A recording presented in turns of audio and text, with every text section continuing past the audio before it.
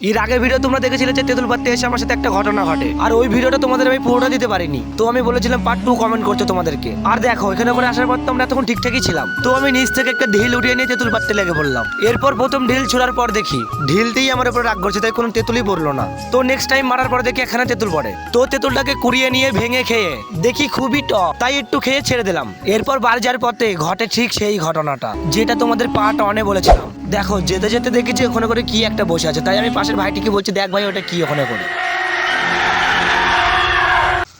ভাই ভূত পালা। এরপর ওখান থেকে ভয় পেয়ে পালিয়ে এসে দুজনে অনেকটাই ঘাবড়ে গেছি। আর পাশের জন্য তো খুব অবস্থা খারাপ হয়ে গেছিল। আমি ওকে বলছি চল ওটা কোনো ভূত নয়, ওটা একটা মানুষ।